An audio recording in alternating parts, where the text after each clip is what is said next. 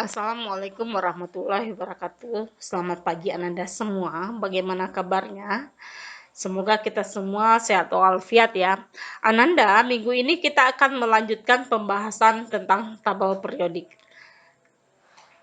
Sebelumnya, Ibu sudah meminta Ananda untuk menjelaskan satu persatu perkembangan tabel periodik ini. Nah, tabel periodik ini disusun berdasarkan keteraturan sifat. Ada banyak ya, ada 8 sifat pada keteraturannya. Tapi pada hari ini kita hanya akan membahas 4 hal saja. Yang pertama jari-jari, kedua harga energi ionisasi, ketiga afinitas elektron, dan terakhir keelektronegatifan. Kenapa kita hanya membahas yang 4 saja? Karena keempat sifat ini dibutuhkan ketika kita membahas nanti ikatan kimia.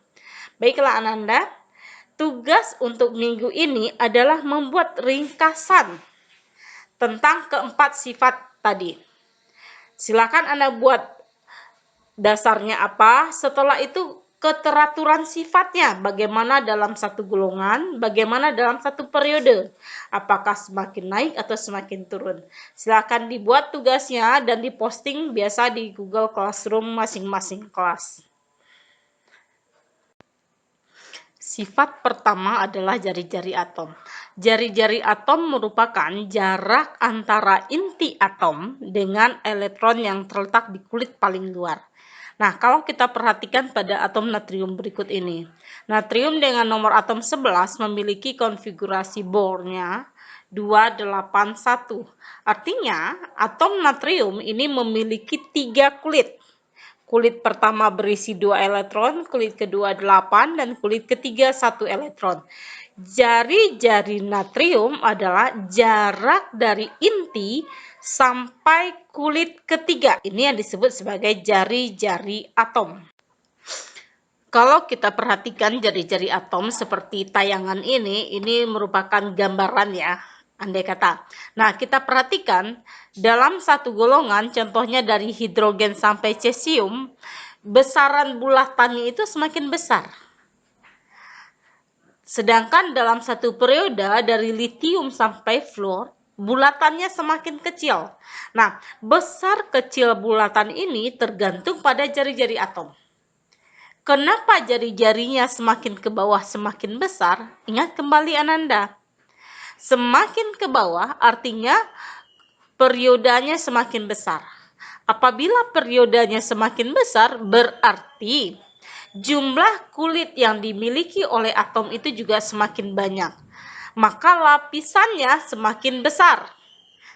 Ini yang menyebabkan jari-jari atom menjadi semakin besar. Tapi kalau dalam satu periode dari kiri ke kanan, itu jumlah kulitnya sama. Contohnya dari natrium sampai klor. Itu sama-sama memiliki 3 buah kulit. Yang membedakan adalah jumlah elektron yang berada di kulit paling luar.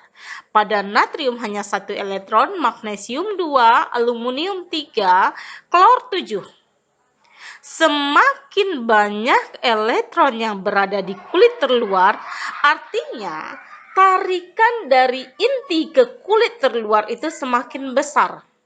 Karena interaksinya semakin banyak.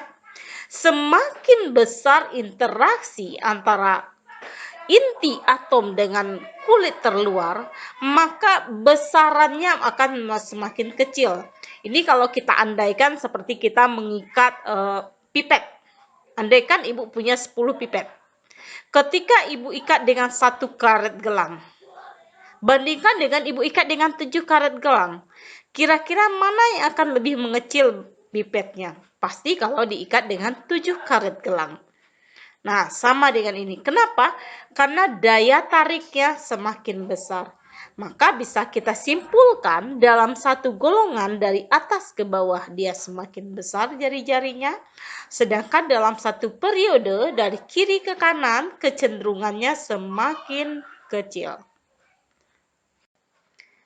Ini data untuk jari-jari atom. Nah, kalau kamu perhatikan langsung harganya ini dalam satuan Armstrong ya. Litium sampai cesium nilainya semakin besar. Litium sampai fluor nilainya semakin kecil. Tapi kalau ada pertanyaan yang bersifat diagonal, artinya misalkan membandingkan antara litium dengan magnesium.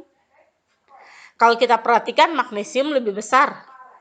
Nah, kalau bandingkan lagi yang lain, apakah sifat itu selalu sama? Ternyata tidak. Karena kalau kita perhatikan dari aluminium dengan germanium, Ge, aluminium 1,43, germanium 1,22, maka kecenderungan dalam satu diagonal tidak bisa kita ambil. Tapi dari data ini kalau diperhatikan secara jelas, kira-kira siapa yang memiliki jari-jari paling besar? Ternyata yang paling besar adalah yang berada di sudut kiri bawah. Sedangkan yang paling kecil siapa? Yang berada pada sudut kanan atas. Jadi bisa kita ambil kesimpulan sama dengan yang tadi ya. Sifat kedua adalah energi ionisasi. Energi ionisasi ini adanya ketika atom atau ion dalam keadaan gas melepaskan sebuah elektron. Nah, energi yang terlibat pada proses ini kita sebut sebagai energi ionisasi.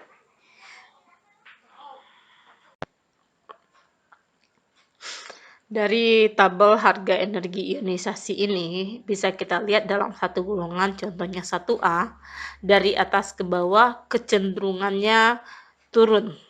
Biarpun ada sedikit pengecualian di beberapa titik ya, beberapa unsur. Begitu juga dengan unsur-unsur yang lain.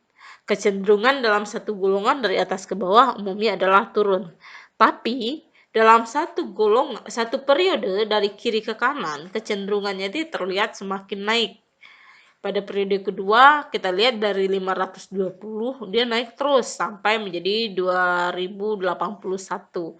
Jadi, bisa kita simpulkan bahwa harga energi ionisasi ini dalam satu golongan dari atas ke bawah kecenderungannya makin kecil, dari kiri ke kanan kecenderungannya makin besar. Jadi kalau kita lihat manakah unsur yang memiliki harga energi ionisasi paling tinggi, jawabannya adalah yang paling kanan dan paling atas.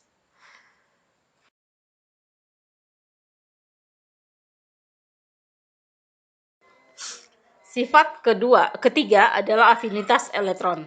Afinitas elektron ini adalah kebalikan dari energi ionisasi.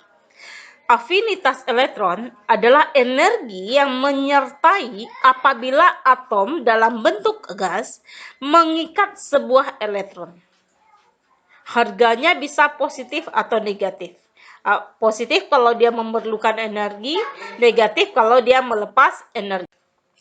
Bagaimana kecenderungan harga afinitas elektron ini? Bisa kita lihat dari tabel. Nah, kita lihat dari litium sampai cesium. Ternyata harga afinitas elektronnya semakin kecil. Bandingkan dengan golongan lain, apakah ini bernilai yang sama? Ternyata iya.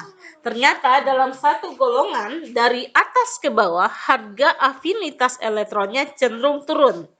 Tapi dalam satu periode dari kiri ke kanan, kita perhatikan dari litium sampai fluor, nilainya cenderung naik.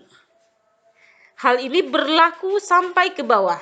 Jadi bisa kita simpulkan bahwa kecenderungan afinitas elektron dalam satu golongan dari atas ke bawah semakin rendah atau semakin turun, sedangkan dalam satu periode dari kiri ke kanan semakin besar. Sifat keempat, keelektronegatifan. Nah, keelektronegatifan ini adalah kecenderungan sebuah atom untuk menarik elektron. Dia disebut juga sebagai gaya tarik elektron. Nah, kita ingat kembali, afinitas elektron tadi adalah energi yang menyertai suatu proses apabila atom itu menarik elektron.